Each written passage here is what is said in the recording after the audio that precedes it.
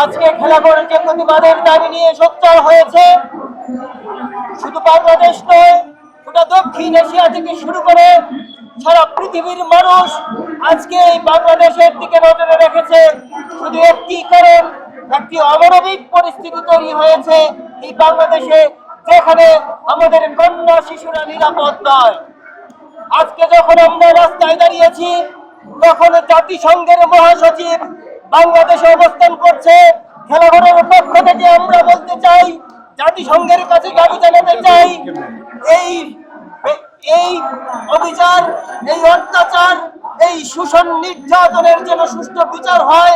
আশা করি জাতিসংঘের মহাসচিব মাননীয় প্রধান উপদেষ্টাকে সেই নির্দেশনায় দিয়ে যাবেন, যেন আগামী 1 সপ্তাহের মধ্যে এই নির্যাতনের, এই পাশবিকতার সুষ্ঠু একটি বিচার হয়।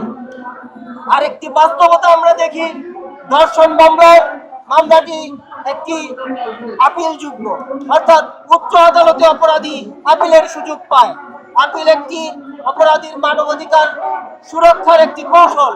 আমরা বলতে চাই, এই ধরনের অপরাধী অর্থাৎ নিম্ন আদালতে যে অপরাধী ধর্ষণ প্রমাণ হবে, তাকে 1 সপ্তাহের মধ্যে উচ্চ আদালতে আপিলের ব্যবস্থা করতে হবে এবং পরবর্তী 1 সপ্তাহের মধ্যে এই রায় সম্পন্ন করতে হবে।